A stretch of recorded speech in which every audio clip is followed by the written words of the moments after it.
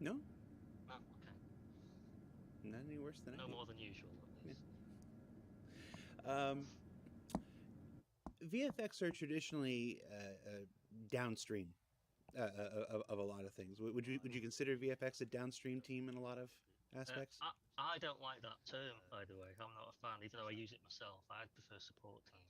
Support team. But yeah, downstream makes sense in as much as we typically can't do our work until Other people the have done. the process is cascaded down. So Yeah. that's where downstream comes from. But for Okay. me, downstream kind of conjures images of like I don't know, like the muddy bog at the end of the pretty stream, like with a discarded shopping trolley. So Where don't the like to think of myself as where the wading through suspended that mud. striations are. Yeah, exactly. Yeah. But yes, we are. Yeah, we are. Okay. Along Um, with audio, the lovely audio team. yeah.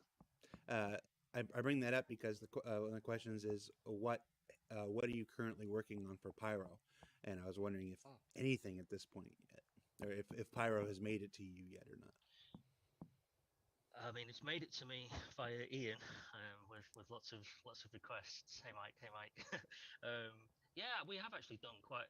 We have done some work, well, quite a lot of work for Pyro. I've been in tons and tons of meetings where we've signed up to do more work. So obviously, there's Pyro. There's a lot that comes with Pyro. There's the actual gas clouds themselves. So hey, guess what? Lightning is going to be needed in pyro gas clouds, as we've already shown. But then it's just all the different locations that are in pyro. There's all the planets. There's going to be different themes, different visual themes. We've done some kind of preparation for the different planetary effects for the pyro locations. Then there's just the actual landing zone. Well, the actual rest stops and locations and things like that. So yeah, some of the work's done. Lots of it is ready to be done and kind of part of the schedule.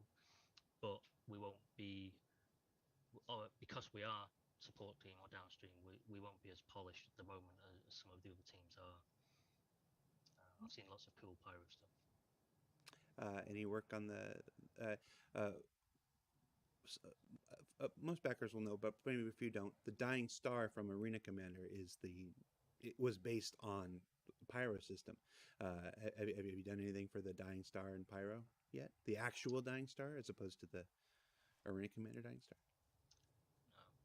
No, No. short answer. Okay. Fishing, fishing. Um, I really hope fires will not burn indefinitely for the sake of gameplay. Well, I can tell you they're not going to burn indefinitely for the sake of performance. A fire will only continue to burn while there is solid material or gases to fuel it, and where a fire is burning changes constantly. Will Star Citizen's fires behave dynamically like real world fires? I am prepped for this question.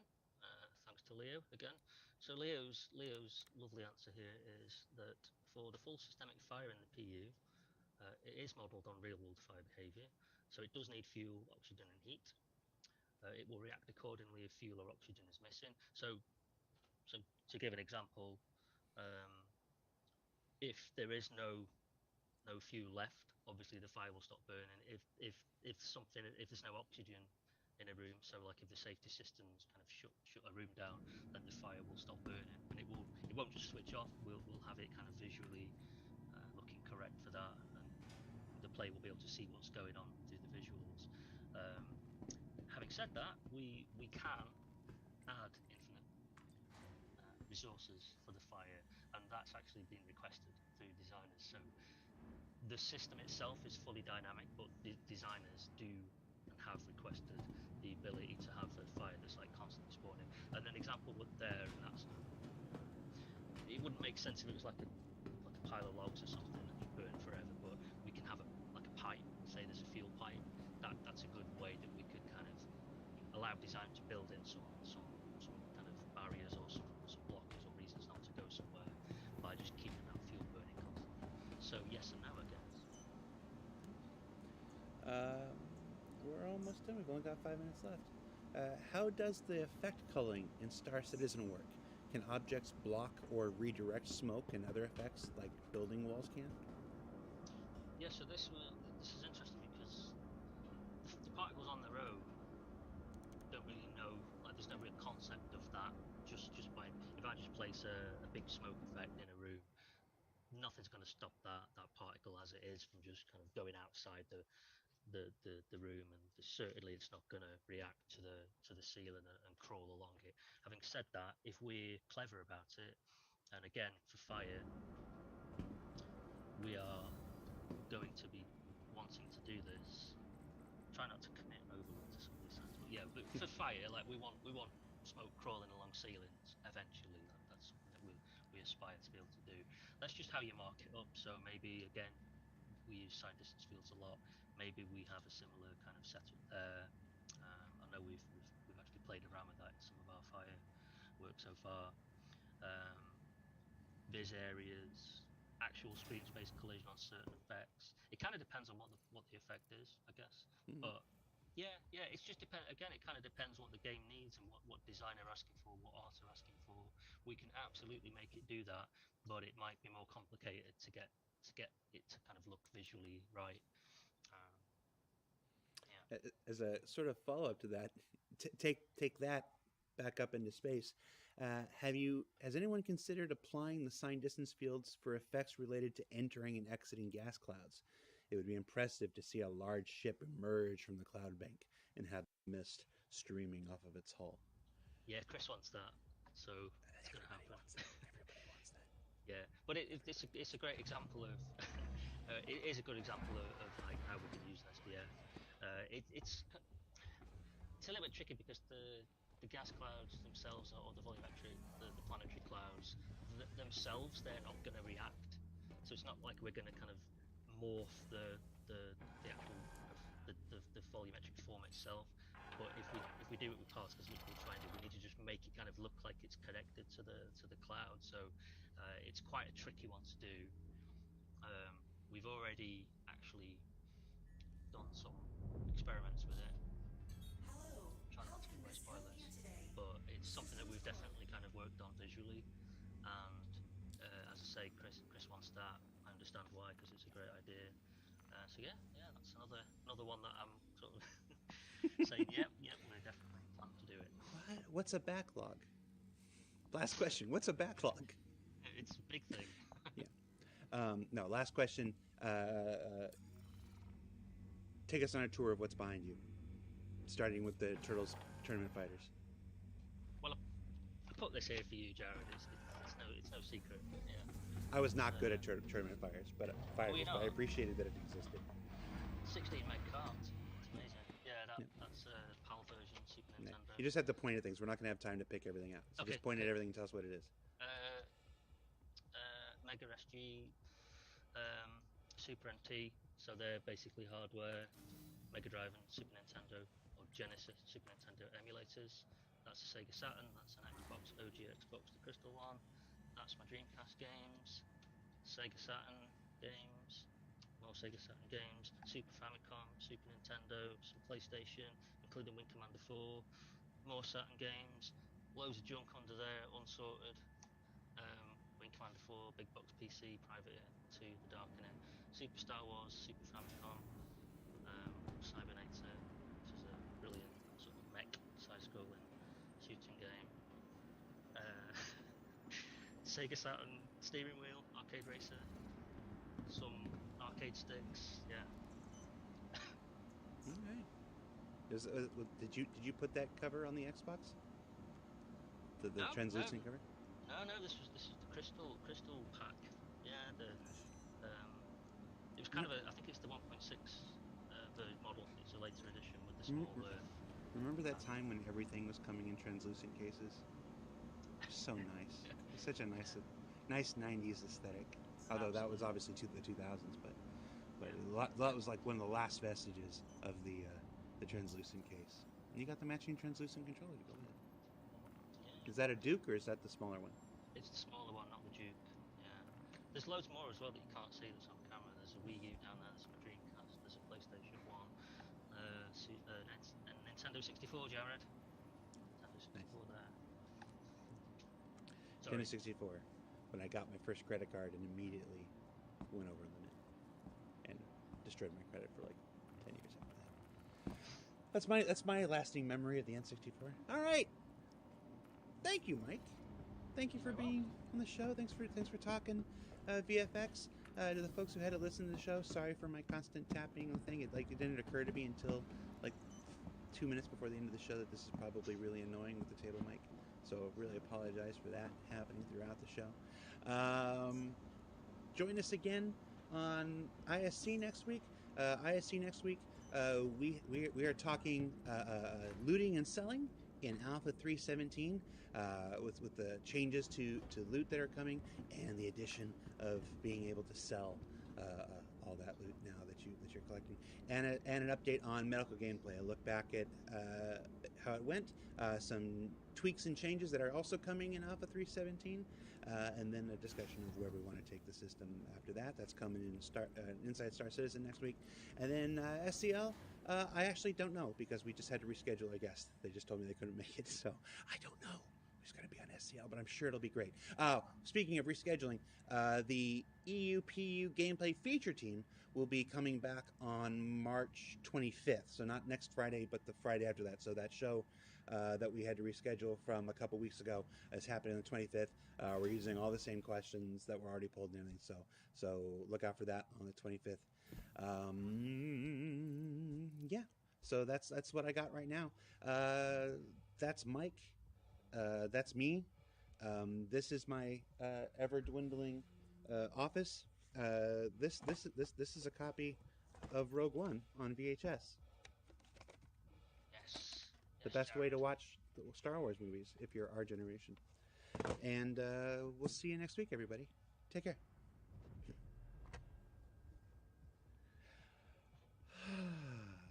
I don't know what I ate or drank this morning, but probably gonna get an email. Why? What's wrong?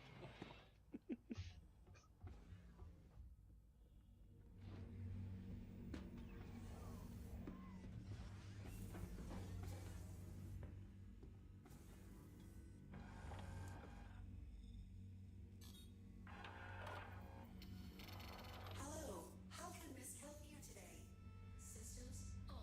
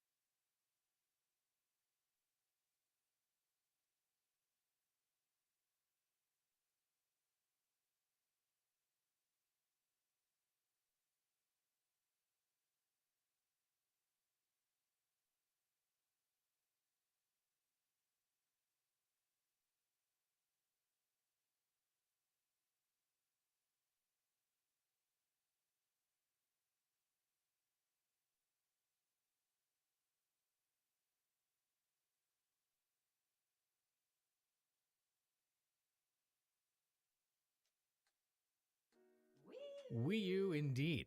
Just close your eyes and hear my voice. It works better. It's mostly B-roll. I'm going to post some pictures. Hello, YouTubers. This is Anubifier. March 10th, 2022. Thursday. 317.0 patch was sent to the Evocati to test. The notes were leaked as usual, and I don't know why CIG has a secret team under NDA anymore. Why not just have those people test, but then publish the patch notes? It's going to be leaked anyways, and we understand that things are going to change. Anyways, moving on. Less noise, right? Less noise, more focus. This isn't a very thick patch, so it's going to be quick. Players are reminded to delete their user folder, and this is a 0.0 patch, so things such as ships may still release later, as was actually specified in the notes as not being a complete set of features for live. They're actually quite focused on improving easy anti-cheat. They're going to allow Reshade version 5.0.2 to work without triggering an event, and Linux, although not officially supported, that should work. Fueling mechanics are not yet being tested, but they are testing a new network update to address ship desync. They said testing is more accurate if the ships are facing each other, and they want the testers' feedback. I remember them talking about this before, and they're trying to use AI to predict where the ship is going to be to smooth everything out, which is great on paper, but let's say I were to take an M50 and go hard left, what would that look like? Would I just teleport? Again, super interested to test it, and at this point, anything to fix desync might be good. The Lorville Hospital is in, as well as the other Lagrange Point stations, who now offer medical services. There's a river on Microtech, and I found a post where someone has already scraped all the code to find out its location. The instructions are posted up for you right now. For those who'd rather just see it instead of a grid-based search pattern, these worlds are pretty big, and it does take some time to fly around. We have a coffee cellar, mining gadgets, and moist eyeballs.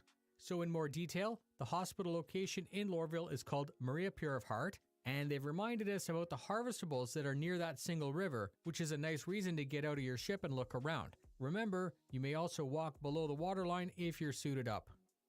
The new coffee shop vendor can be found at Area 18, serving hot drinks, cold drinks, and some canned drinks.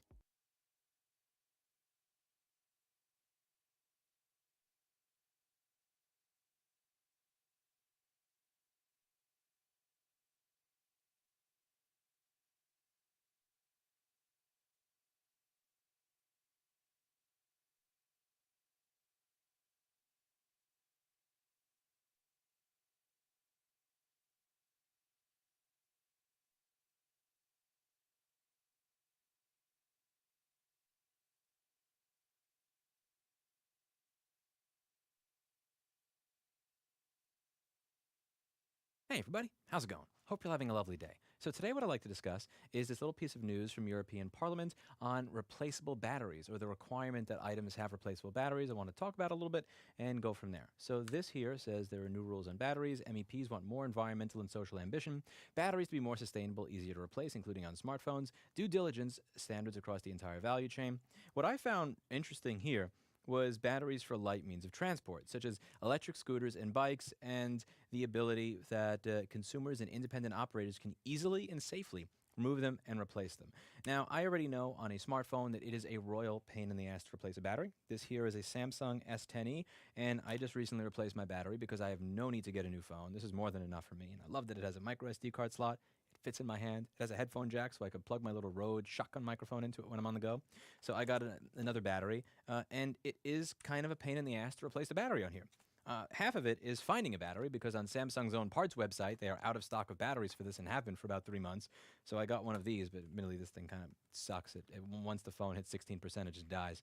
But the other thing that's difficult about it is having to pry the back off of this phone, not crack it, re-adhese it, make it look nice and all that. When, again, back in the day with my S5, which was also a nice liquid-resistant phone, to replace the battery, I literally went boop, boop, and put a new one in. So it's just interesting to see them address this. But more interesting to me, because I didn't even know about this, is when they said light means of transport. Because I just assumed that on a bike or an electric scooter, that the battery was going to be replaceable. Because again, all my electric bikes have been electric bikes that I build myself. I buy the bike, I have somebody put together the bike, and then I electrify it. And the idea of the battery not being replaceable on an electric vehicle, that's insane. Because again, the battery on this phone, it's a pain in the ass to get to it, but we're talking about a battery that is, like $10 on a device that goes for about $300. But some of these electric bikes and scooters, they go up to, again, 500, 5,000, 6,000, $7,000. The idea that when the battery dies on a $5,000 bike that it's trash is insane to me. And I didn't even really know about this until very, very recently. So my friend Sonny has an electric bike that he did not put together himself because he does not want to go on fire. And one of the interesting things I found about that bicycle is the battery for that bicycle is actually built into the frame. So when the battery dies, on my electric bicycle, what I do is I unstrap it from the frame, I strap a new one in, and I plug it in. On his bike, when his battery dies, you buy a new bike. And the battery is inside of the frame. So when something happens to that battery, you're buying a new bicycle. And I think that that's really kind of crazy. Now, when it came to devices like smartphones and everything, I've said that while I have a preference for user replaceable batteries that are easy to replace, that's my personal preference, I never really wanted to enshrine how you design the device in law, because my idea of a personal nightmare is listening to Ted Cruz, Mitch McConnell, Nancy Pelosi, AOC, and whoever, Chuck Schumer, argue over how a modern piece of technology should be designed.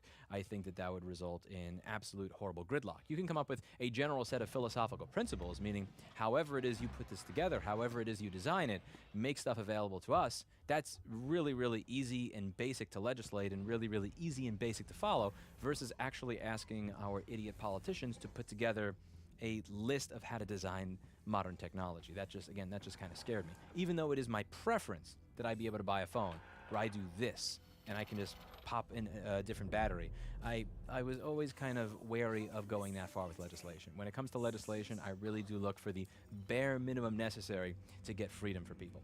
But when it comes to something like an electric vehicle, a scooter or a bike, there I kind of tend to, I think it's kind of disgusting that it's slowly kind of creeping in, that you can actually spend $5,000 or $6,000 or $7,000 on a piece of transportation that has a battery that has a limited lifespan, to the point where that piece of transportation will then become considerably useless for its primary purpose once that is done. And I really don't like the idea of that creeping in. So I'm very curious what you all think. Do you think that there should be some form of legislation that makes it so that consumers and independent operators can easily and safely remove batteries? Or do you think that that's something that just should not be getting into legislation at all?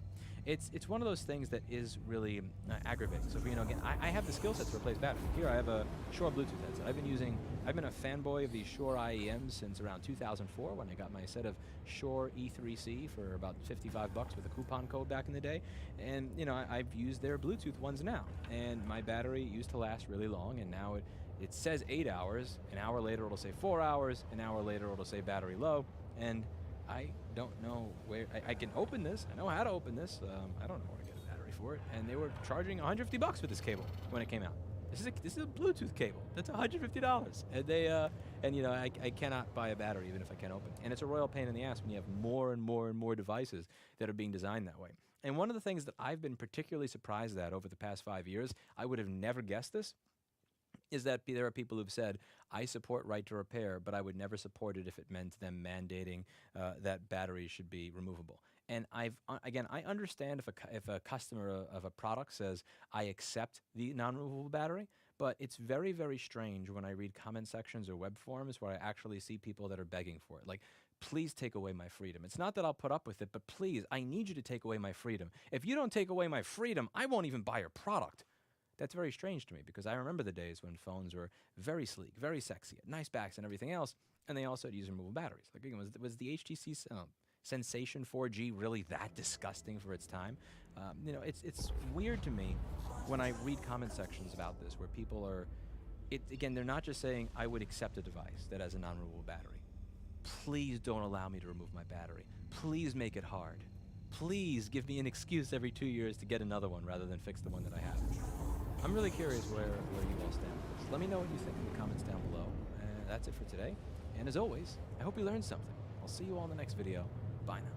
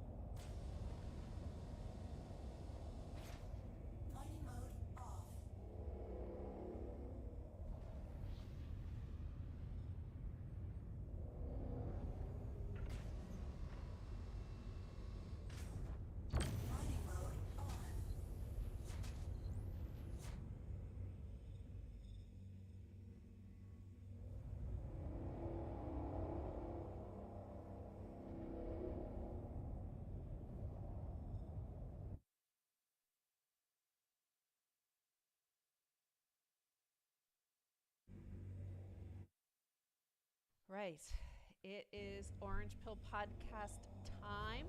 We are here live streaming to you, microdosing the CPI number. But before we get to that bad news, we're going to start with all the relentless optimism that we champion here on Orange Pill Podcast. And that is, first of all, let's say we are, of course, brought to you by simply the best company in the whole Bitcoin space. And that is swanbitcoin.com/orange pill. Remember the last microdose we did, we told you the exclusive quote unearthed by us that Cicero had said about swanbitcoin.com, and that he himself endorsed swanbitcoin.com/orange pill as the best place to stack sats.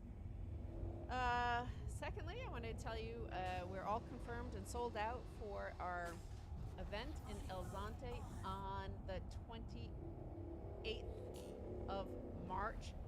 The event is titled El Salvador, to the place we want to go. So that is where we are heading, to El Salvador, and I used the title for the show for that event, Max. Yeah.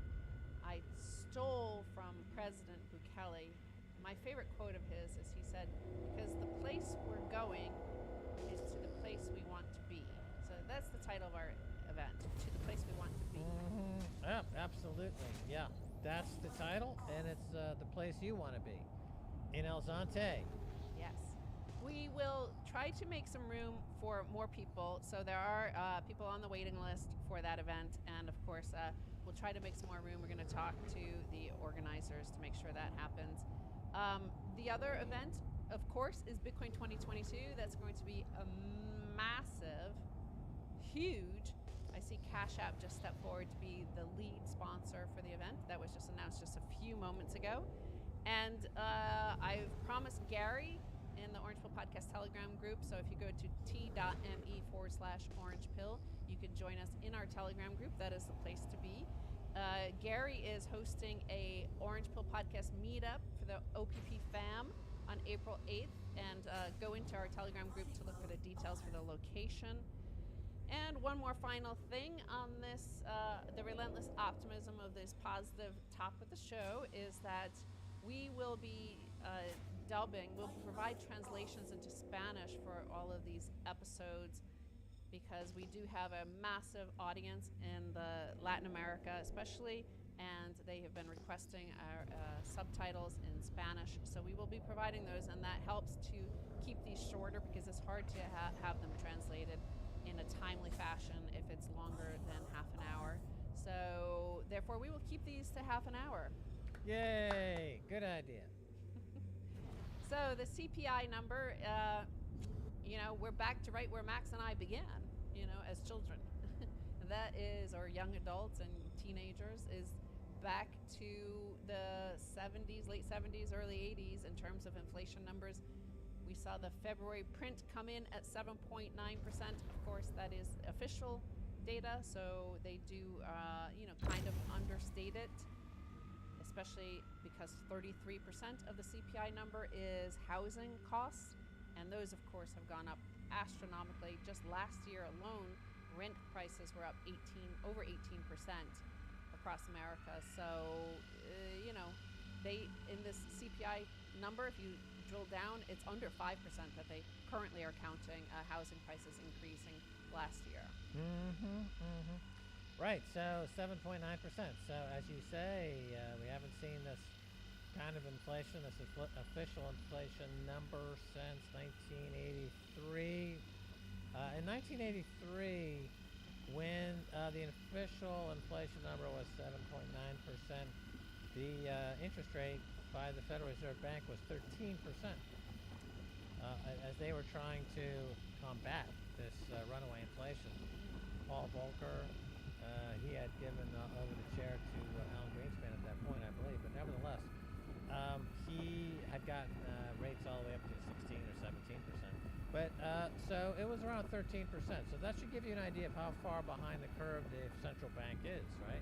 So the central bank should have been raising rates for the last 10 years, or as we've documented many, many times, the 2008 financial crisis was a good time to reorganize America's finances so that it wasn't going to repeat the same mistake again.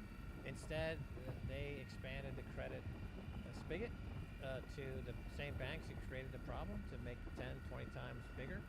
So here we are in 2022, and it's much worse. So can the Fed raise rates enough to stop the inflation at this point? And the answer is no.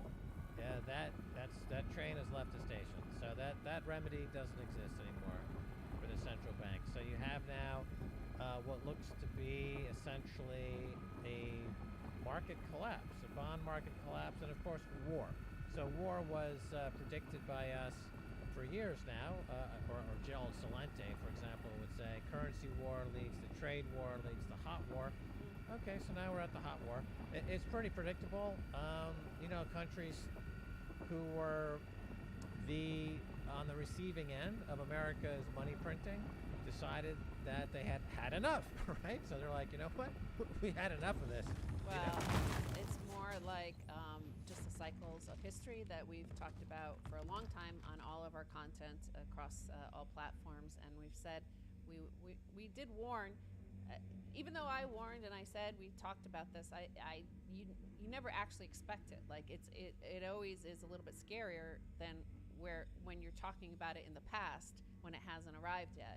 So once it starts to arrive, like these CPI numbers and the supply shock that is ongoing right now is, it's scary. And you start to think of the people across the Middle East, across Africa, across like Turkey and Latin America, like what they're going to do with these really rapidly rising food prices, most importantly, but even everything across the board, these nickel.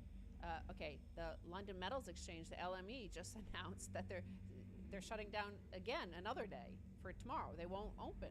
This is extraordinary. It's like in a 134-year history of the LME, they've never shut down nickel trading, and that's now shut down.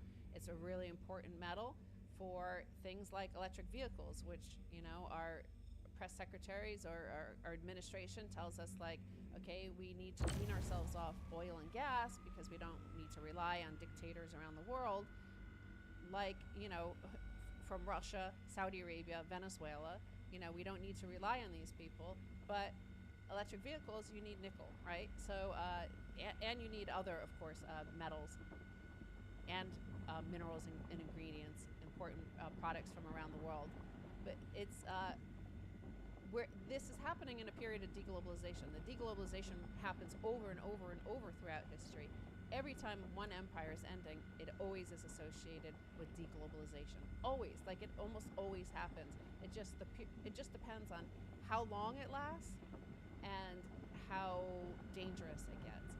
Because this is the first time in all of those periods of deglobalization we've already had throughout history, the first time that we have perfect money and a totally 100% neutral money, censorship-resistant money, it could be a shorter and briefer and less violent sort of outcome because of Bitcoin.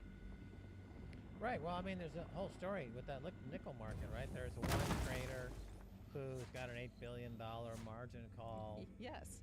And so they're going to bail him out, essentially. Yes. Is what that story is all about. So it's similar. We saw this in early 1990s, I believe, with the collapse of long-term capital management. Yes. The federal government essentially bailed out that hedge fund by lowering markets, artificially so, interest rates to help bail them out. They went to extraordinary measures because it became systemically important. In the 2008 crisis, it was deemed that certain banks were systemically important. They had to be bailed out by printing money. Here you're saying, well, this trader who went short nickel is systemically important to the global financial markets. We need to bail him out. And of course, his response was, look, I want to short it more. I want to keep shorting it. Of course, so there's if you're going to reward a bad trade with more credit, then why not just continue making that bad trade? Eventually, according to the martingale system of betting, if you go to the roulette wheel and you just keep it on red, if you have an unlimited source of credit, eventually you will win. And that's pretty much what Wall Street's been doing now for 30 or 40 years, is every time the bet goes bad, they simply get more credit to make the same bad bet. Okay, so now we've got total failed markets, nickel market collapsed, bond market's all messed up, stock market looks insane, countries are collapsing, wars are being started. That's what happens when you don't let markets function in a pure supply and demand environment with actual price discovery. And you're right, when you introduce Bitcoin, which is perfect money and perfect supply and demand, it really holds a mirror up to all these other markets, and they freak out. It's like the Wicked Witch, and she's out there, mirror, mirror on the wall, who's the fairest of them all? And suddenly it's somebody else. I believe in that story, it's Snow White, I believe. Yeah. I think. So it's mirror, mirror on the Is it wall. Snow who's the White? Or is fairest that of another them story? all? Yeah, I don't know. I can't remember. It's some other chick in the woods who's like, oh, she's the fairest of them all. Yeah. So the witch goes nuts and goes down a slippery slope towards self-destruction. I was never big on those fairy tales. I never really did those when we were little. Plus, there was no entertainment industry really catered towards children. Like there's now, like everything that we watched as kids, they were replays, right, from the 40s and 50s. Like we just watched old children's, like the Little Rascals, the original one from decades earlier. Like we didn't have any, like all this content creation that happens. The Three Stooges, that was recycled. Little Yeah. Rascals. Yeah.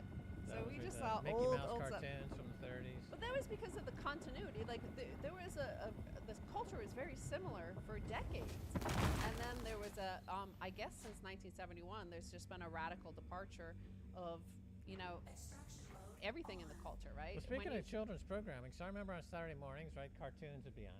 Yes. And then they'd come on at like 7 a.m. Yeah. But at 6 a.m., there was a show called Modern Farmer. I used to get up to watch this show called Modern Farmer. How old were you when you were getting up at 6 a.m. to watch Modern Like 5 Farmer? or 6 years old. And, it was fascinating because you see these milk bottles spinning around at light speed, and all this modern farming equipment, back then, 1960s. And then the regular cartoons came on at 7 a.m. And then there was a great cartoon. Well, it's not really a cartoon. It was claymation, I believe, called Davy and Goliath. It's like a Christian cartoon with claymation. And I kind of remember that. yeah, but I didn't know the Goliath title was of it. this dog, and he kind of, his head shook like Katharine Hepburn on a bad day, and Davy was like he's all disjointed and claymated, and it was actually as scary as it was entertaining. Then he went into your traditional menu of your Looney Tunes and other classics. Right. Well, speaking of classics, Jack Dorsey has just dropped another tweet, a classic tweet. Remember a few months ago, maybe it was in November or October, remember he tweeted something along the lines of like, hyperinflation is coming and it will change everything. A lot of people were retweeting that today and saying like, obviously he was right. Everybody, dissed him in the mainstream media back then. But yesterday he tweeted this: "Rest in peace, state-controlled money." So, this is part of deglobalization. This is happening, and it's just a fact. It's not like there's no sides to be taken. It's just the fact that has happened. And unfortunately, most people in this audience are Bitcoiners, so they understand the significance. If the events of the past month or two have not provided you with a brilliant education on why you need Bitcoin, there's nothing that's going to get through to you. At all levels, from the totally perfect democracy of Canada to the situation of the illegal invasion from Russia and how their citizens are being treated, what they've done to Ukraine, how Bitcoin has helped Ukraine. Everywhere across the board, all over, you just see disintegration and of that globalization. Again, go through history and read it. It's just globalization is periods of expanding trade, a rising power. People support that rising power. There's a lot of trust, and then a breaking point happens. The entropy sets in, and then distrust enters the equation. David Graeber wrote about this in his 5,000 Years of Debt, where we always return to hard money during the times of distrust, right? And those cycles where we head into distrust, that's when gold comes back. A lot of it has to do with the soldiers, which used to be more important back in the, you know, 1,000 years ago, 500 years ago. You needed to pay your soldiers. They would go off to a distant war, and they wanted hard money in the times of distrust, right? When deglobalization was happening, because they didn't know if your credit would be valuable by the time they got back from the war. So, you know, these are just cycles in history, and we're just reporting on what the news is. And I think Max is right, which you pointed out. Like, the beginning of this was the suppression of the price signals. When the price signals were not able to, that they were, you know, it was just propaganda. It was just all lies, right? They weren't allowed to say, voice an opinion of like any negative outlook on the horizon. So it Right, had so to be the price happening. of gas, I mean, it's reflecting more its true market value. You know, I mean, we've been saying for years and years, you know, the price of gas in the United States, for example, is subsidized by America's war effort, where they go around the world and they take over countries and they take their gas and they take their oil. It's also subsidized by having the U.S. dollar as world reserve currency. That creates an enormous, you know, subsidy to the U.S. and that ends up going into underwriting the price of oil and gas. So now, with all these things removed, you have what's the real price of a gallon of gas? And I would posit that we're going to.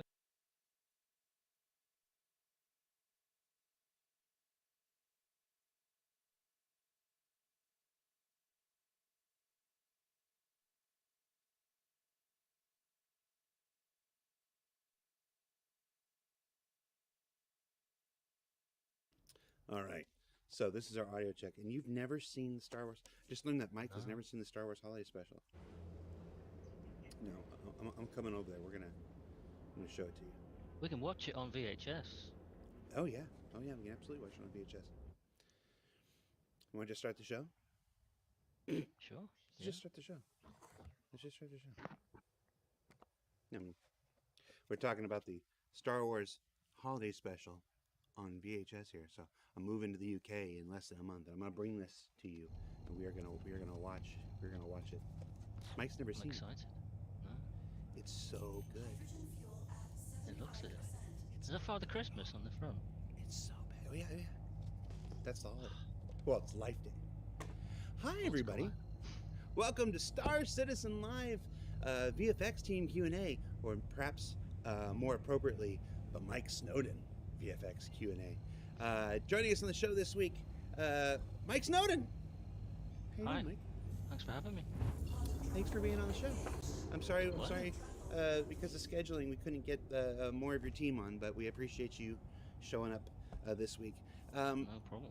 For folks who don't know, you know, every show is somebody's first show. And if this is your first show, I'm sorry. Who is Mike Snowden? I'm the VFX director here at CIG, so I basically run the VFX department to the best of my ability.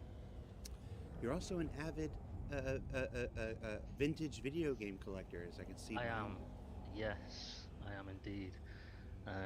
I'm not allowed any of this at home, so it has to come with me to work. You are in very much the same boat I am, where all this stuff that I can't fit at home, I just bring to the office and use as part of my background. That's all being packed up right now. But yeah, it's when I go to Mikey's desk and I'm in the UK, I instantly feel at home. I'm like, yes, the geek nesting instinct. I understand it well. At least yours is all themed. At least yours is all like a consistent theme. Mine is all over the place. Yeah, I like to think that the real reason we're moving offices to a bigger place is so I can fit more stuff. I think that's the real reason. I don't know. It's the new office is going to be pretty swank. It might affect the feng shui. We'll have to see. Either way, if you can't for any reason, you can come bring it to my studio space that we're just across the street. All right. What are we doing today? We're talking VFX. So if you're watching live, on twitch.tv right now. You can submit your questions with the word question in capital letters, surrounded by brackets. Maybe I'll pick it, maybe I won't. Make sure it's VFX related, because we're talking VFX today. If your question is, where Banu Merchantman, or why salvage or whatnot, this isn't going to be the show. This is Mike Snowden, VFX, visual effects director. We also put up a thread earlier in the week.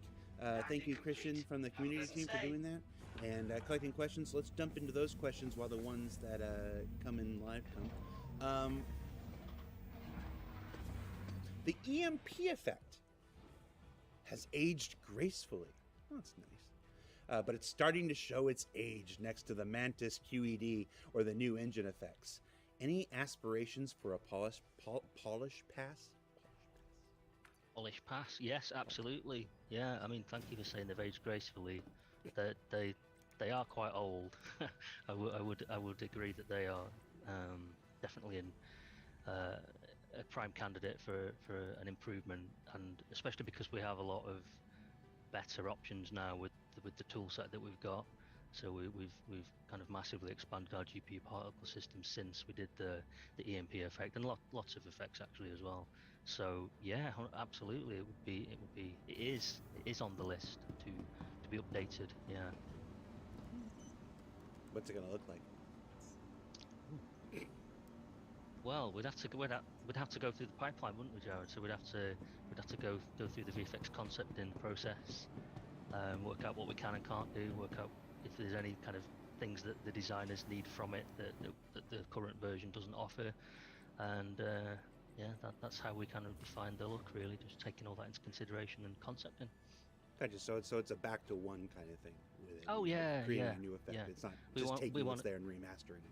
No, starting again, really. I mean, to be honest, we didn't even have VFX concept back then when we did the AMP effect, so we would definitely go through that pipeline now. Yeah. What's the news on a new quantum travel effect rework that was mentioned back in 2020? We have been talking about our desire to update quantum travel for a while now. Yeah, so I mean, our stance, well, our position on that is that it's not a purely VFX overhaul or rework. It's actually the whole thing itself. So the whole feature, and including all the teams that entails. So the game code, I guess the ship designers. So it's kind of like we know what we want to do. We've got some ideas about how we want to improve the visuals. Again, similar or the same answer to the EMP question. We've got a lot more cool tools now that we can use to make those effects a lot better. So yeah, once that's in the schedule, once everyone's kind of aligned on that in the company, then that's when we'll jump ahead. Again, we'll concept that as well. Yeah. From the live chat, Golden Triangles. Hi, Golden Triangles. Welcome back. In terms of budget, which is more expensive? A group of small dust particles or something like a lightning bolt? And are the effects built differently? Whew. That's an interesting question. I mean, the lightning bolt math. would. Well, I can't. That's why I have VFX programmers. I just look at pictures. Definitely, the lightning would on its own be more expensive than dust particles, but it kind of depends on what cost we're looking at. So dust particles might actually, I guess if we're talking about like dust motes, let's just say dust motes for argument's sake. The dust motes might be more expensive if we, for example, had a dust mote that it's essentially a sprite anyway, so it's a sprite-based particle that's right up to the screen. That might actually incur more of an overdraw cost than the lightning bolt would. But really, the lightning bolt's always going to have a lot more cost associated with it. There's going to be CPU costs because we actually need to know the positioning of the lightning bolt for gameplay reasons to be able to damage or to interact with players and vehicles and things like that. So yeah, that would definitely be the most expensive overall. What was the other part of the question? I've I forgotten don't already. remember. Oh, are the effects built differently? Yes, they are built very differently. They're actually, we've got like lightning effects are a kind of a sort of a subset of the particle system. So without kind of sharing my screen and showing the fundamental differences, it's probably a little bit difficult for me to describe it, but yeah, dust modes would be built in a much more simplistic way to the lightning regions, we call them actually. So yeah, very different. Uh, Jude Lux says, "Are we getting moister eyeballs yet? That's my main concern." Listen, Jude. No. This one's for me. This one's for me, Mike. Listen, hold on. Where's my punching? There you go. Look at me. Look at me, Jude. We showcase everybody here at Star Citizen. That's my purpose. That's my passion. Remember when I did an hour with producers on how they made schedules? Remember when I brought the whole IT team in here? Because we showcase everybody. And that week, we showcased the people who made Moist Eyeballs because they're essential and they're valuable and their contribution matters in the scope of all Star Citizen. I know you want to see everything all at once, but that's just not the way this place works. It's not the way the show works. But we'll cover it all. We'll get to it all at some point. But their contribution matters, and it's important, and I value it. So should you. And that's a word from Disco. I feel like I want to stand up and do a slow clap. You know, Yeah, someday, everyone else. hold on. Someday, I'm going to do a show with the HR people. Like, that's my threat. That's my threat to marketing. Like, someday I'm going to do a show with HR. We're going to talk about how to build cover letters and how to get hired in the video game industry and everything. Like, I'm going to do everybody. Before my time here is done, we're showcasing everybody. Because that's my mission. Quite right, too. We all play the role, don't we? I'm snarky today. Mike, can you show us any ship tractor beam work in progress? Can I? If you want to. Am I allowed to? Seriously, am I allowed to? Yes, you are. You are Oh. absolutely allowed to show tractor beam work in progress. There's no secret there. I don't have any videos of the tractor beam. Well, describe it to Sorry. us. Do you know? I could maybe show the concept. Basically the ship tractor beam is the tractor beam itself. Even the FPS one, we're going to be improving because I'm going to give full disclosure. I'm not really a fan of the tractor beam as it looks. Mhm. I think I'm allowed to say that. I hope I am because I just have. Be real, dude. Yeah. I'm not a huge fan of it. We went through kind of a few iterations with it, and yeah, just to be completely honest, it just didn't quite end up. It kind of serves a purpose, and it's a really fun item. It's a fun actual game mechanic, but we know we can do better with the visuals. Basically, we've got some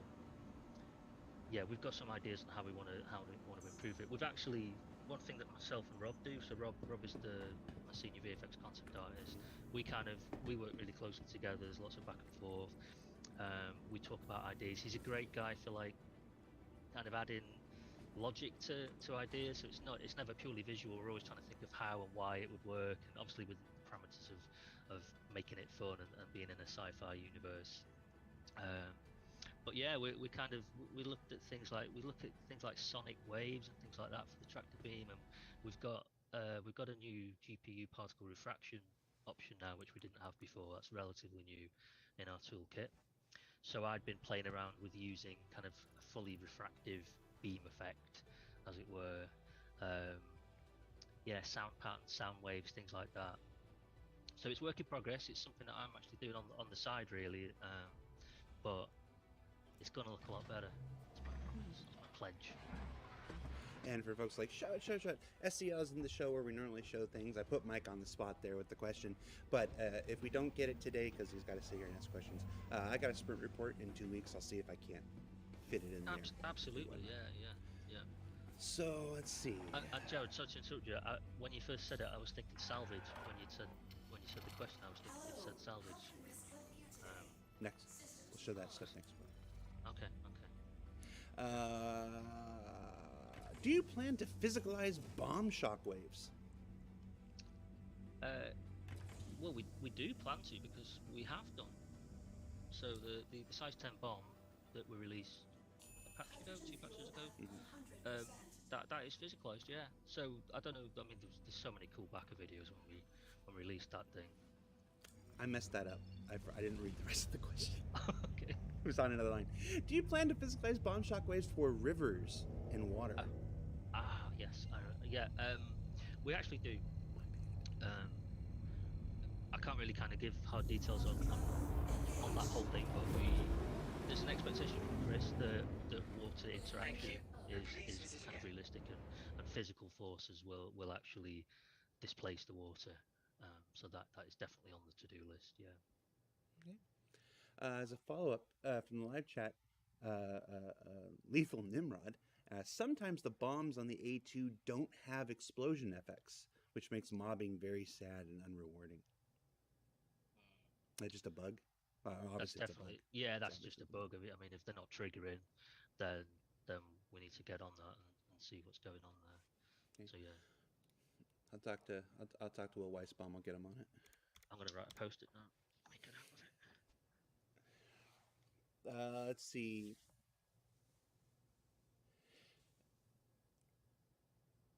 Are there plans for ship trailing, like in Quantum, when inside a gas cloud?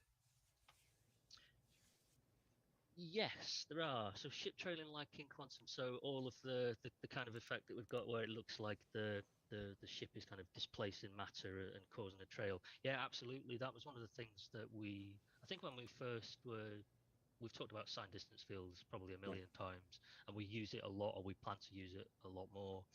And that's the kind of thing that signed distance fields would allow us to do. So we have, when we're in gas clouds, when we're in planetary clouds as well, we have like template effects that are spawned from the cloud data.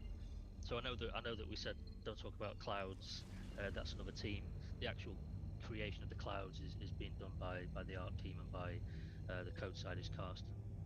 Mm-hmm. As I think Ali might have mentioned actually in his inside stat session. But the VFX team work on like the interior effects for gas clouds and clouds. So as part of that, we think of it like templates. So there's different types of clouds have a different set of effects and a different template with the VFX inside it. And one of those categories of effects is kind of mist or matter, which depending on which kind of cloud you're in, going across the hull of the ship and creating trails for that reason. So yes, we plan to do that. The Gladius and the Redeemer engines are lit as AF. They are. You can see them well before the ships are entering radar range. Is this intended, or will it be addressed and toned down? Yeah, this is an interesting one. So the Gladius, I did some tests for people were asking, like design were asking to be able to see them like further away in the distance. So we obviously, as with anything in the game, we have to kind of have LODs with our particle effects. Mm-hmm. And I think what was happening was, yeah, I think like the actual thruster items themselves were getting lodded out, and the particles were getting lodded out. But from a point of view of readability for the player, that was problematic. So I did a test on the Gladius using min pixel distance, so I can min pixel size, so I can force a particle to be like a minimum amount of pixels on the screen, and that can force it to draw further away than it otherwise would do. It would otherwise be cold. So it's still in testing phase, I guess. So it's not been propagated across all ships. It might need to be changed depending on how design feel about it longer term. So that's one of those examples where some of the ships have got this test applied to them, but not all the ships, because that wouldn't be practical to do. So yeah, hopefully that answers the question. It's one of those things where, because we are operating a live environment in the middle of our development, we have the opportunity to do that kind of A/B testing and see how it works in a practical environment and see what the majority of folks say. There's actually another question that says, do you plan on making maneuvering thruster VFX more visible to better sell the ship movements? Yeah. Yeah. I mean, I can give a bit more about that question, because I think that one, I guess that there's always I've seen a few questions on this. I know it's a talking point and has been discussed before, but some of the maneuvering thrusters are kind of quite like physically small, so the actual effects themselves probably don't convey the amount of power that maneuvering thruster is putting out to keep the ship afloat, like when they're on places with gravity. One of the problems we've got is that we kind of take our cues from the physical thruster itself. So if the item itself is quite small, it's difficult for us to, if we kind of oversize the actual effect, that's going to look weird. That's probably not the intention of of like the people who created the look of the ship in the first place. So we have to find that balance, and there's a bit of back and forth. It's the kind of thing that we do have some. Um, we do have the ability to kind of discuss that with the people making the ships. If we look at the ship and go, you know what, this would probably be better if we could make them maneuvering thrusters just that little bit bigger. That would give us a bit more scope to create a more powerful looking effect. Then that conversation does happen. So yeah, I think it's personally, if I'm allowed to have a personal opinion, I think it's really cool when we can see those lights in the distance, and it looks Yeah. like a moving star, and you have to be like, what is that?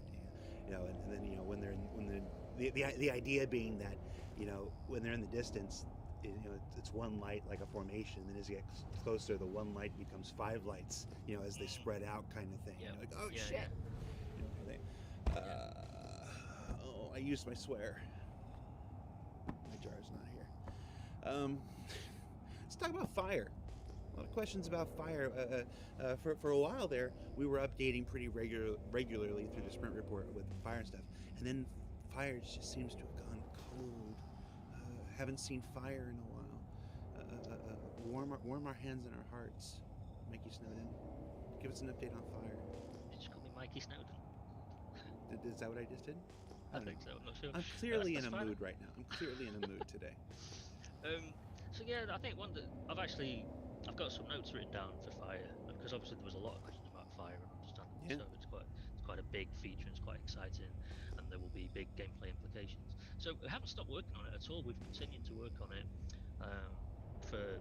since the last time we spoke about it. We've been actively working on fire the whole time. But when I say we, it's been mostly code. So it's been Leo, our principal VFX programmer, who I always ask to do these things, by the way, but he was away today. He was on PTO. So even before I got a chance to ask him, he was like, "Before you ask, I'm on PTO." But he very kindly wrote some notes down for me. But yeah, a lot of the work that Leo is doing now and has been doing in that time frame where you've not really seen much on Inside Star Citizen is just because it's the less glamorous side of it, so it's kind of more in the back end.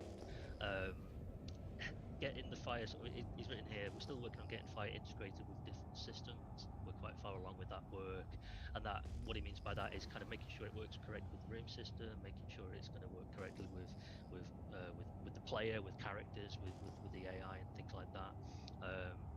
So making sure it's like robust and actually triggers all the things that it should trigger. So like room pressure, warning systems, all that kind of thing. And much more complex stuff that I probably don't even understand as well. And to address the inevitable question, yep, there it is. Is this all leading to a flamethrower at some point, to a personal flamethrower weapon? Yeah, probably. I'm pretty sure in fact, yes, it definitely will lead to Well, that. we're going to commit the weapon content feature team to this right now. Creative video guy and the VFX director, we're committing the weapon content feature team to making a personal flamethrower. Wait to hear from Johnny Gisevius. I think it was him that asked for it. I should understand. Will we get the new dynamic landing dust for vehicles, but for water? We just put out a river thing. Gosh, was it yesterday? I don't know. I'm working in different weeks worth of shows, so but yeah. So then all those really cool dynamic landing effects that we've added in recent patches are those going to be continued, but for water? Yeah, absolutely. Yeah. It goes back to what we were talking about with bombs actually displacing the water. It's all part of. We kind of see it all as the same thing. We basically need to be able to have water bodies, water volumes that can be interacted with and can be displaced. And yeah, the ship wakes, or the vehicle wakes, is probably one of the easier parts of that. But yeah, that's absolutely the plan. Yeah. And as a follow-up, will dust like blown up from ships fall down on our helmets and block or reduce our visibility at some point? If there's anything the Star Citizen backers enjoy, it's reduced visibility. Like anything that can remotely reduce their visibility is a big win. Yeah, we are. I was gonna say we are planning to do that. Have we, Yeah. we got some of that in at some point? We definitely plan on doing that.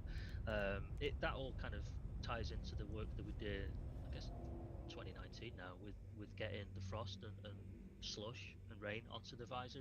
It's all the same type of work where it's kind of it's tied in with like how we get other layers, um, like visual layers onto that visor, and how do we get them to play together. So it's definitely planned, but there are quite a lot of complexities with it.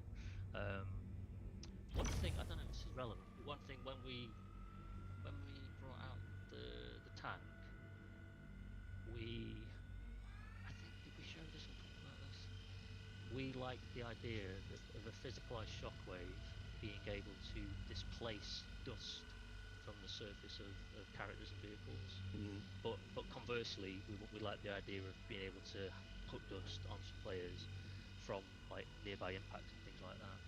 Um, so all of that is definitely planned and very doable. We just need to coordinate with the other teams again. It's a similar kind of thing where we need to just work out where the roles are there, like who like we don't want to put the character artists under pressure to kind of UV map all the like extra UV maps and stuff on the visors. But I love that kind of thing. They're the kind of effects that I really enjoy, like that very interactive, immersive kind of effect, dynamic. What's your mug say? My mug says, "Hey up." It's a Staffordshire mug, and that's how we greet each other. And what mouse is that? That's the Corsair Scimitar RGB MOBA Yes, MMO it is. mouse. Yeah. And people asking me what macros have I got mapped to the buttons 1 to 12. Yeah, I haven't got any. Let's see. Have you worked on VFX for waterfalls? Do we have waterfalls yet? Maybe in Squadron. I don't know. We have. I literally don't know. We have and we are. Okay. We're actually working on them right now. Caleb, our principal VFX artist, just yesterday, in fact, was on a call with him where he showed me because he's in he's in Frankfurt. He started rendering out. He started doing a new simulation in Fume Effects to have kind of like more interesting waterfall visuals. So yeah, we're actively working on that, and it's looking pretty nice. And yes, before you ask, there will be treasure behind the waterfall. You can't make a game without it. It's a crime. It's a crime against Yeah, the Geneva Gaming Convention of there's nothing more disappointing, is there? 1983. You see the waterfall, you know you've got to go through it, and there's nothing there. It's very disappointing. Now I'm committing the mission feature team to putting treasure behind every waterfall. Real question from Garrett Wagner. Real question. Why do the VFX in Star Citizen look so stinking good? Come on! Because we've got a great team, and but also we've got great leadership who kind of push us to and allow us to really go above and beyond to create high quality effects, and for that I am very grateful. Flip side of that, from Killer DJK. These VFX are crap. No. Will we get fine-grained options with the new VFXs that come online so we can try to preserve FPS but still get decent eye candy? Yeah, this is something that I was actually talking to my leads about the other day, and something I talk to Ali Brown often. Um, Min-max settings, dynamic scalability to the particles, things like that. That's something that usually comes in once you've got the tool set kind of locked down more. So there's no more kind of feature requests for the particle system itself. That's when we then start to look making that toolkit or that particle system more dynamically scalable, more robust, and you need to kind of look at actually what is it that where do we claw back that FPS, or where are we actually using up that FPS? And we start to look at it. We got some really nice profiling tools actually with the particle system. But yeah, absolutely, we want to do that. We don't just want to kind of fry people's graphics cards, which we don't do, by the way. But yeah. Let's see. We're burning through the questions here. Orion Star Hunter in the chat asks, Oh no, that's wrong. I'm sorry. Toneful. Asks, will clothing and armor drip when emerging from water? No, see, toneful drip is not a VFX thing. It's the way in which you carry yourself, and it's the way in which you maintain and curate the very clothing and armor that you're referring to. Drip does not come from external sources like water. Drip comes from within. Do you need me to elaborate on that? Go ahead. Go ahead. Go ahead. Will they drip? Water, like when you get out of the river, Yeah. you can drip. You can drip. I mean, definitely the outfits and the characters need to kind of have that wetness. So that again, that'll be something I'd be talking to Ali Brown about, and we'd be working with the people like again like character, all the people working on characters as well. Would they drip? I don't know if we've got as far as like actually dripping. Sort of like if I had my arm up, would it drip off me? Maybe. Maybe tier two. Oh, Tier, yeah. tier. That's all part of our new moist armor feature set that we'll be discussing in ISC soon. I like that word, moist. I hate that word. Although it is one of my two starter words in the Wordle. You start with crane, and then you decide where is moist. Between those two, you've got like all the measures. Is that the secret? That's what I've been going wrong All the with this measures. time. Yeah. I'm still undefeated. Approaching 100 games. I've been speaking English my whole life. What will repaired material look like? Will there be anything to differentiate it from standard unpainted materials, or will they be the same? So I'm being a little bit cheeky by answering this one because it's technically not something that my team will be in charge of in terms of how that looks. But I do know that we are not planning. We're basically planning on it to not look pristine. So you could never repair. Say there was like a logo or decal on your wing, and you were repairing that wing. That decal wouldn't come back again. There would be like a kind of I don't know exactly, but it definitely would not look pristine because that wouldn't really make sense, would it? You know, how does that painted logo come back on? But that's just me as a VFX artist saying what I think I know. Yeah. Disclaimer there. Zulu Foxtrot is asking about night vision. You'll want to check out our Q&A we just did with Ali Brown a couple weeks ago for graphics engineering, as that's a graphics engineering question as opposed to a VFX question. He really knows his stuff, by the way, that guy. It's good. Yeah. But check that out. Basically, the answer is at some point, but he gets into more details there. Are particle effects budgets shuffled around a lot, or are there large amounts of room for growth as VFX are developed? I remember when we were shown engine exhaust being transitioned from particle effects to shader effects. Yeah. I mean, the budgets change depending on. The budgets do change. I mean, the weird thing is, on working on this game is, like, people get better quality graphics cards. So it kind of it's very much tied to like the hardware that you're working with or that you've got. But budgets do shift around. We kind of I guess I'd try and give like a more specific example. So an example of the budget changing would be like if we were using CPU particles, like the older particle system that we had, we would not be able to use as many individual particles, so we'd have a lower count limitation to us using the GPU particles. So absolutely, once upon a time we only had CPU particles, the budget was a lot lower. And once we moved towards GPU, the budget was higher because it wasn't that we were taking a portion of the budget, but we just had the count limit was much less limited for us.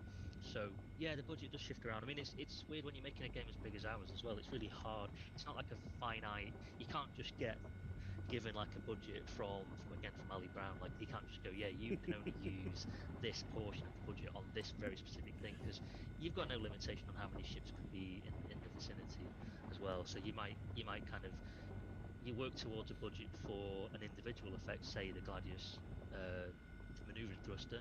But if there's like 10, 20 Gladius, then that budget has shifted dramatically. And actually, this ties in with the question about having dynamic scalability to the particle system. That's the kind of thing that where we need it to be dynamic. We can't really make those decisions when we're authoring the effects.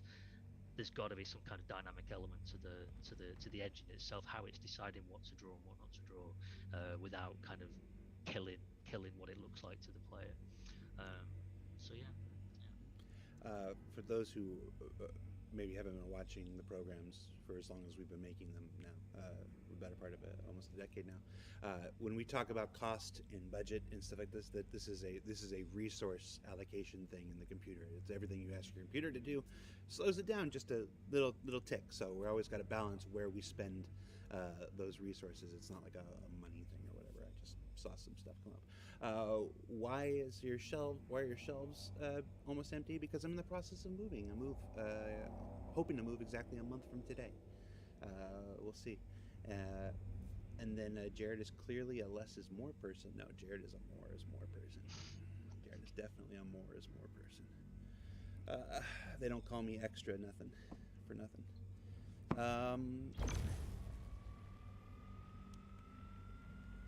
Is the VFX team applying performance improvements, such as multi-threaded implementations, more GPU intensive, or not spending much time on these now?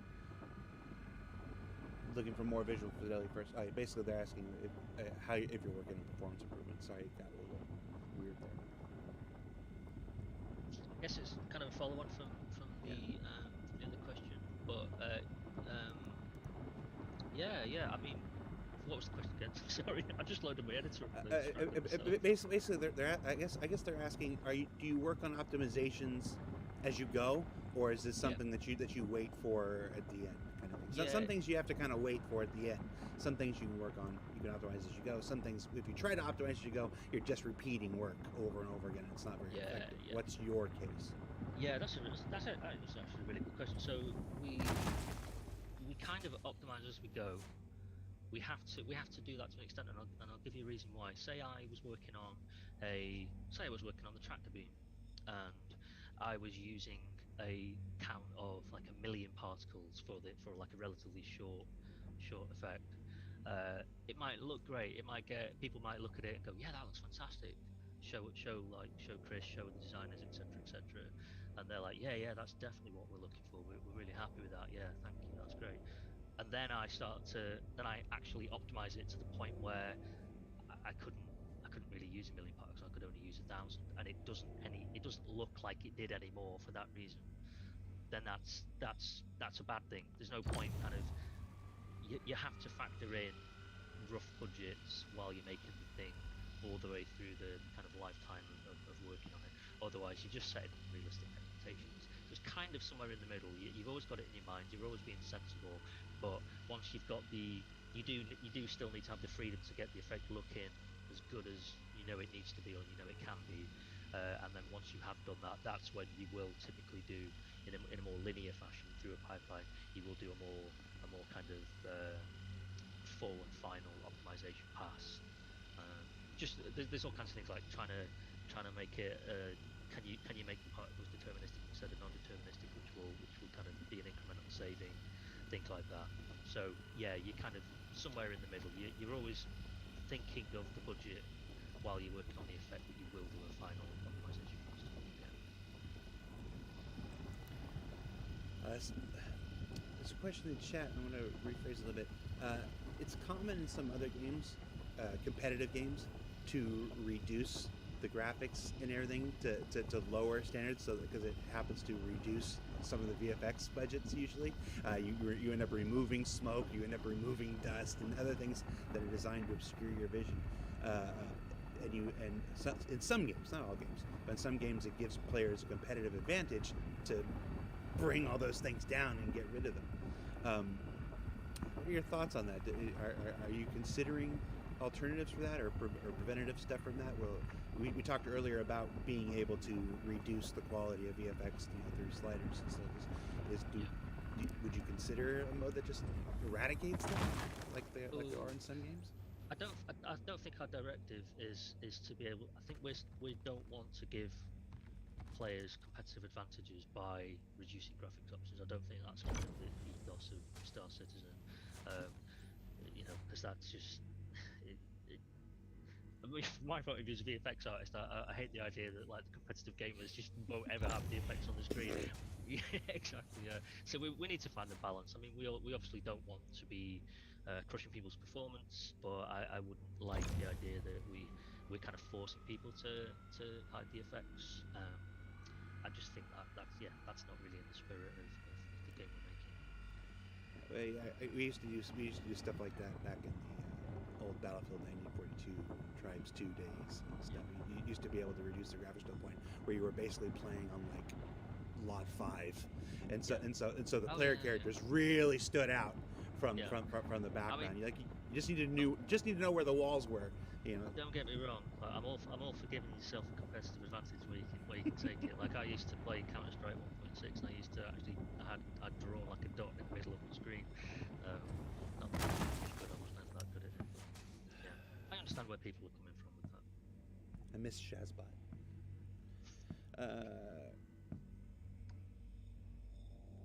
Regarding fire plus salvage effects, a bit more gameplay related, but have you heard or had any work on potential hazards whilst salvaging? I would like a person who used the word whilst. I.e. accidentally lasering a fuel line or causing a fire or explosion, anything like that. So this is ultimately like a design decision. So I'm just going to speculate, and this is really again just me thinking about this from the point of view. If that was a requirement, how would we deal with it from the VFX point of view? I know it's been discussed. I know I've heard people talking about this in various conversations we've had not too long ago. It's how do you mark it up, I think is the thing there.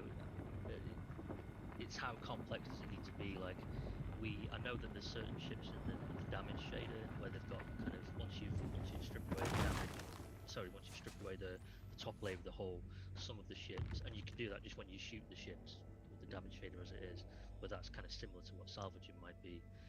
There are lots of pipes just in the art itself, so in the shader. That would be quite tricky to mark up. I think from a point of view of having that pipe have gameplay implications. So I don't personally think that it would make sense to go that detailed with it. But yeah, I think that like the risk versus reward element of salvage gameplay, there's probably going to be things like that. Again, I can't clarify too much because it's a design question, but I know that that's in the mix. I know that's in the discussion, and if that needs to be done, like there's ways that we can have our effects spawn from them situations. Any plans to create greater visual effects around ambient temperature on our ships or characters? More heat waves of a hot ship, kind of stuff like that. What, just like sort of a little bit refractive? Yeah, you know that shot from like Top Gun when the ship goes in front of the camera and you see all the heat wave coming in the distance. Yeah, do you know the funny thing is we actually used to have that. We had like a heat haze in the old Planet effects, and I'm sure there'll be people who remember. And I think this has been called out by some backers as not being in the new effects. But yeah, I mean, again, we've got like a new GPU. Refraction's really expensive. That's what I should say. Like that's a really expensive overdraw, transparency, sorting. They're kind of real kind of big thorny issues when you're working on VFX, just in game engines in general. To be fair, so that could quickly become very expensive. But yeah, we have a better, potentially cheaper GPU refraction now. So let's be honest, we're going to need to have that kind of hazy heat effect for fire anyway. So yeah, I think that it's feasible that once we've solved it for that, we can start to look at it propagating in a more general circumstances. there's always an interesting phenomenon in Star Citizen fandom that ostensibly we're an outer space game, but as we add when we added planets, everything became about planets, and then when it went underground, it became about cave. The questions is like the focuses for people. Now that we're talking about rivers, there's a lot of questions about water and specifically underwater. With rivers and underwater content coming, what is the high-level plan for underwater particle effects? Will we see haze, refractions like that? Suspended dirt particles, mud, clouds, or suspended styrations? That's a good. I like saying suspended styrations. Yeah, Just but like what does it saying mean, Jared? I don't know. Me I'm neither. not. I'm not an underwater person. I'm gonna write down on my post-it suspended styrations. I just like saying it though. It's a great phrase. It's good Um, alliteration. yeah. Kind of sounds like I don't know, some kind of ambient audio playlist. Yeah. So obviously, rivers are very exciting for backers, for the people there at CIG. There's untold, there's loads of potential once we get them kind of propagated across all these locations. When we get to do the effects side of it, because obviously, as you know, the first iteration doesn't have effects in it. Um, we're going to probably want all of that, aren't we? Basically my stance whenever people ask me about these kind of what will you be trying to do, it's always like, well, we'll try and make it as realistic as we can, we'll try and make it as dynamical as we can. That's the expectation from Yeah. Chris at the top. So we'll need to deal with that when we get it kind of scheduled in. So yeah, I mean, I think fog in underwater would probably be more on the graphic side of things, or the program's kind of working on rivers and water bodies in general. But then we're probably going to have to look at surface types for the actual soil, that layer at the bottom of the rivers. You're probably going to want that to displace when the player kind of displaces the surface. Maybe that needs to lead to kind of a more misty look to it. Maybe we need to use space loop particles. We'd probably approach it in a similar way that we did with gas cloud materials. So we might have like template effects depending on the type of water. There's going to be more swampy water potentially. Again, I'm just thinking future iterations. By the way, I'm not committing to like immediate things here. But yeah, I guess all of that. Yeah, players interacting with all the kind of small little bits of particulate matter. We can do all that with our screen space collision. So why would we not? Yeah, I think this is a good opportunity to just talk about greater Star Citizen philosophy here for a bit. Our goal is always, and we've said this a lot, take it to the point of realism, bring it back to the point of fun. But there's also another underlying consideration that there are games that specialize in one particular aspect, like people were bringing up Hard Space Shipbreaker, a game whose sole focus is salvage, or a game like Subnautica whose sole focus is underwater. And it's like this. We are a sandbox game, So our focus is a bit broader than that stuff. So it's we always want to take these things as far as we can. Like that will always be our intention. That will always be our desire. The question is only ever, how far is that before it begins to affect other aspects of our sandbox that are just as important, either in time, resources, like in the physical world, or resources in the virtual world. Like this, it's always just it's a question of how it fits in with everything else. It will always determine how far we take a thing. Our desire will always be to the absolute end.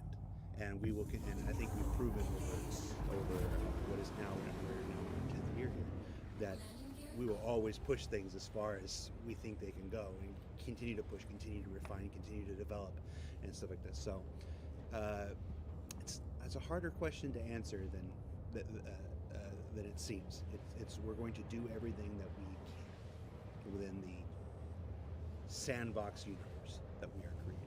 It's just always important to remember when managing your expectations that there are dedicated games to that kind of stuff. We are not that. We are the sandbox. We are dedicated to a life in the persistent universe kind of thing. So it's all those considerations have to be taken. Fires a good example, Jared, because we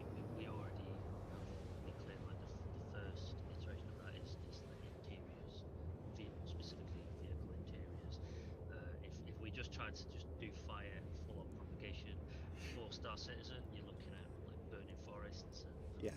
If our game was burn the universe, then yes, then obviously at some point you would expect everything in the universe to be able to catch fire, but because it is one aspect of our entire sandbox, it will be limited. But it will be limited after we push it as far as we can. So. Yep. I already asked that question. Why is it still on the screen? Will we be seeing lightning effects and other things in the gas cloud interiors? If so, what will they do to ships and people in and out of ships? Well, the last part's again a design question. So we'll just go with the visual. Will we be seeing lightning effects and other things in gas cloud interiors? Yeah, absolutely. We will. We obviously showed which Star Citizen was it? Sorry, which Citizen.com was it? We showed like a video that we did where we got lightning The coil. things going on, yeah. Yeah, that's absolutely what we are doing. Or I was going to say we're going to be doing, but that's what we are doing. Can I say anything about Squadron 42? Yeah, that's like I said. I'll go ahead and. Oh, you said coil. Sorry. Yeah, the coil. Yeah, we showcased the coil back in our Squadron 42 vertical slice a couple years ago, and if you can track that down on the YouTube if you haven't seen it, you can see the process of navigating an enormous gas cloud that has lightning and stuff that actual damages and effects to the ship as it goes through. So. Yeah, we've actually we lightning's similar to kind of the process of working on the fire. So we got to a point with the lightning where lots and lots of code work was done, lots of visual work was done, but then you get to a point where a lot of the work that then has to be done to kind of get this properly working game is more, again, less glamorous. It's more in the back end. It's more kind of just making this thing work with systems and work with networking and stuff. So we do have the ability to the lightning regions. If you drop the lightning region in a level, and the surface types are set up correctly in a level, then it will strike. It will strike a player. It will strike a character, a vehicle. It's all networked as well. It will work. We can design. Have got kind of full control over what the lightning actually does. We've got it, or we had it killing people at instant, as you would probably expect. But we got there's a conductivity setting in the surface type setting, so you can make a surface more conductive, less conductive, and then there's some interesting gameplay requirements for that. In terms of the actual spawning of the lightning within a gas cloud, that's the interesting thing. And again, I probably said this already way back, but we've got the SDFs, we create SDFs, signed distance fields, from the gas cloud VDBs, so we know that we can use that to spawn the lightning. Where it becomes a design conversation is, do design want the lightning to spawn more regularly to prevent players going to certain areas of the gas cloud, i.e. the thicker the gas cloud becomes, do you want the lightning spawning more regularly, or do you want, rather than it spawning more regularly, would a designer maybe want just one much more powerful lightning bolt to strike the player? So all of these kind of things we can do. We take our instruction from design. We're always kind of trying to, I've said this before, but VFX team, we kind of serve two masters, if that makes sense. We want to make it look as good as we can per the art direction, but we also need to make sure we're hitting the gameplay requirements from the design teams. So yeah, hopefully that answers the question. Am I rambling? No, No, okay. not any worse than I No did. more than usual. VFX are traditionally downstream of a lot of things. Would you consider VFX a downstream team in a lot of aspects? I don't like that term, by the way. I'm not a fan, even though I use it myself. I prefer support. Support team? But, yeah, downstream makes sense in as much as we typically can't do our work until Other people have done. the process is cascaded down. So Yeah. that's where downstream comes from. But for me, downstream kind of conjures images of, like, I don't know, like the muddy bog at the end of the pretty stream, like with a discarded shopping trolley. So Where I don't like to think of myself as where the wading suspended through that mud. striations are. Yeah, exactly. Yeah. But yes, we are. Yeah, we are. Along with audio, the lovely audio. Yeah. I bring that up because one of the questions is what are you currently working on for Pyro, and I was wondering if anything at this point yet, or if Pyro has made it to you yet or not. I mean, it's made it to me via Ian, with lots of requests. Hey Mike, hey Mike. um, yeah, we have actually done some work, well, quite a lot of work for Pyro. I've been in tons and tons of meetings where we've signed up to do more work. So obviously there's Pyro. There's a lot that comes with Pyro. There's the actual gas clouds themselves. So hey, guess what? Lightning is going to be needed in Pyro gas clouds, as we've already shown. But then it's just all the different locations that are in the Pyro. There's all the planets. There's going to be different themes, visual themes. We've done some kind of preparation for the different planetary effects for the Pyro locations. Then there's just the actual landing zone, well, the actual rest stops and locations and things like that. So yeah, some of the work's done. Lots of it is ready to be done and kind of part of the schedule. But we won't be, or because we are support team or downstream, we won't be as polished at the moment as some of the other teams are. I've seen lots of cool Pyro stuff. Any work on the most backers will know, but maybe if you don't, the Dying Star from Arena Commander it was based on Pyro system. Have you done anything for the Dying Star in Pyro? Yeah, the actual Dying Star as opposed to the Arena Commander Dying Star. Short answer. Fishing. Hi, good to have you I really hope fires will not burn indefinitely for the sake of gameplay. Well, I can tell you they're not going to burn indefinitely for the sake of performance. A fire will only continue to burn while there is solid material or gases to fuel it, and where a fire is burning changes constantly. Will Star Citizen's fires behave dynamically like real-world fires? I am prepped for this question, thanks to Leo again.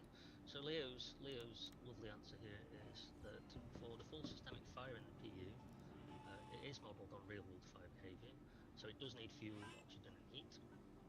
It will react accordingly if fuel or oxygen is missing. So to give an example, if there is no fuel left, obviously the fire will stop burning. If there's no oxygen in a room, so like if the safety systems kind of shut a room down, then the fire will stop burning, and it won't just switch off. We'll have it kind of visually looking correct for that, and the player will be able to see what's going on through the visuals. Having said that, we can add infinite resources for the fire, and that's actually been requested through designers. So the system itself is fully dynamic, but the designers do and have requested the ability to have a fire that's like constantly spawning. And an example there, and that's, it wouldn't make sense if it was like a pile of logs or something that just burn forever, but we can have a pipe. Say there's a fuel pipe. That's a good way that we could kind of allow design to build in some kind of barriers or some blockers or reasons not to go somewhere by just keeping that fuel burning constantly. So yes and no, I guess. We're almost done. We've only got 5 minutes left. How does the effect culling in Star Citizen work? Can objects block or redirect smoke and other effects like building walls can? Yeah, so this is interesting because the particles on their own don't really know, like there's no real concept of that.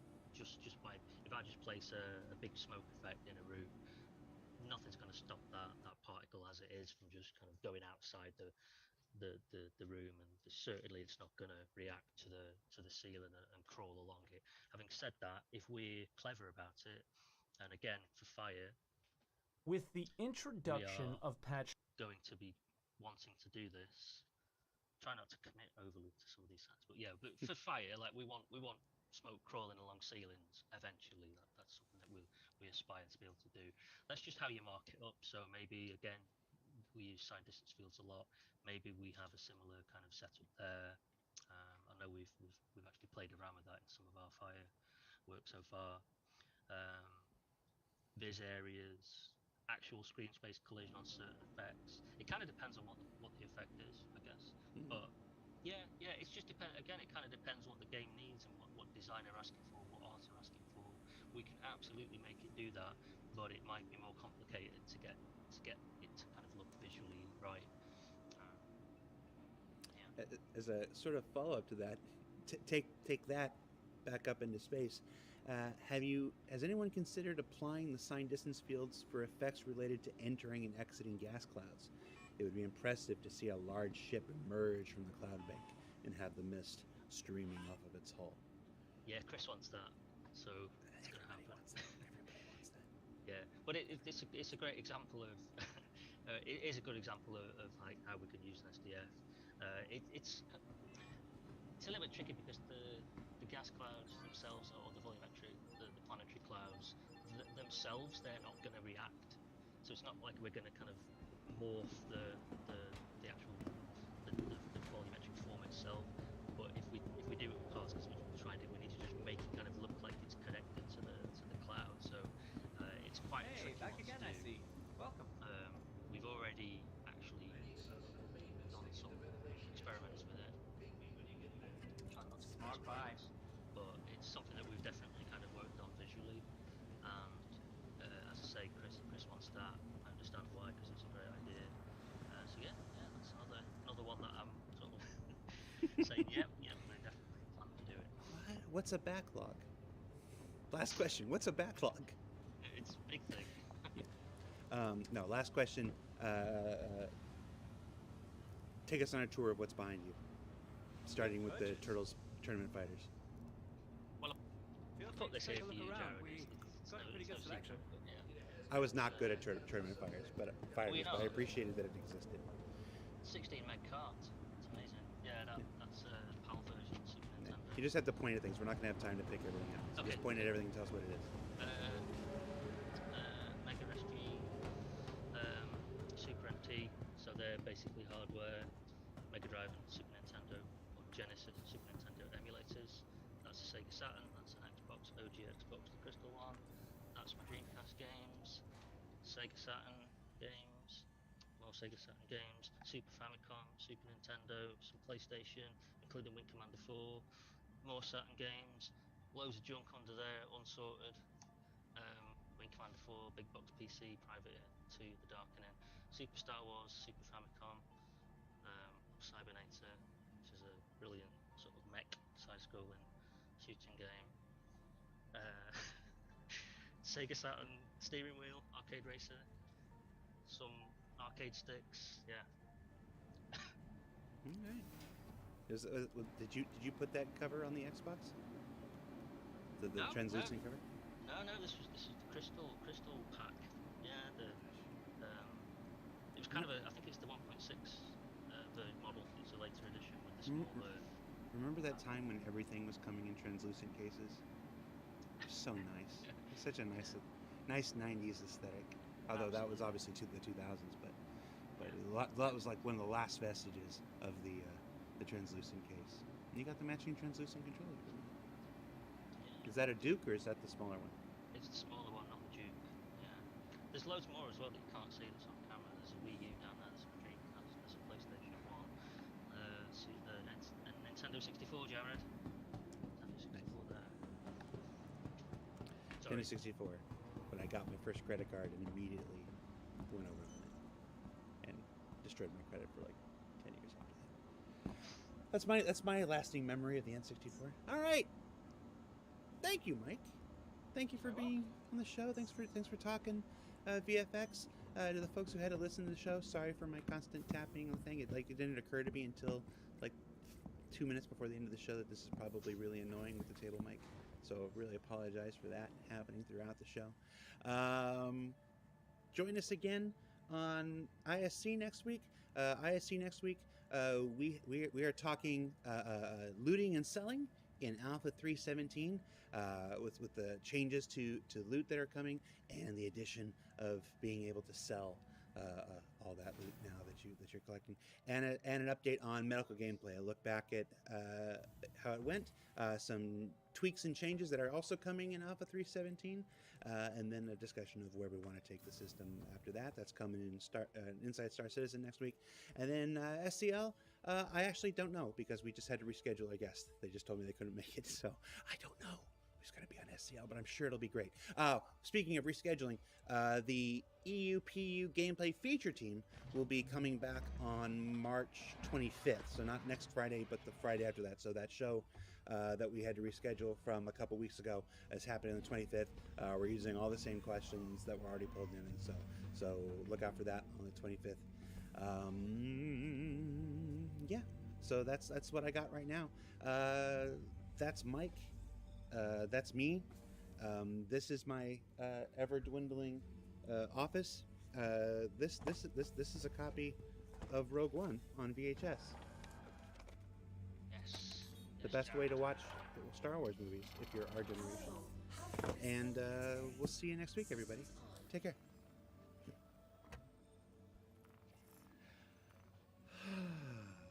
I don't know what I ate or drank this morning, but I'm probably going to get an email. Why? What's wrong?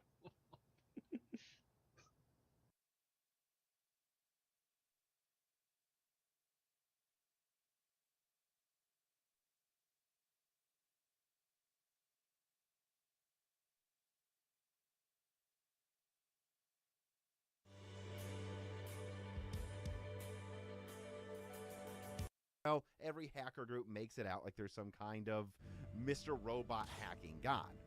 Well, now that the dust has settled a little bit, I will just say it.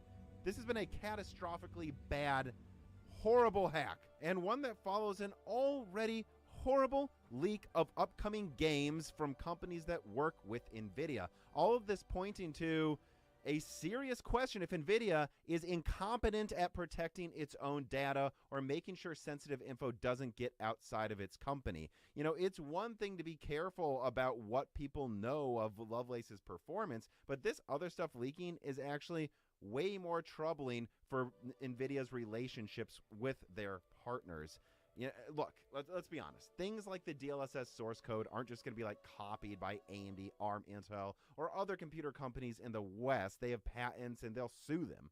But it definitely does allow these competitors to NVIDIA to get a peek under the hood directly and look for ways of improving their own competing software. And there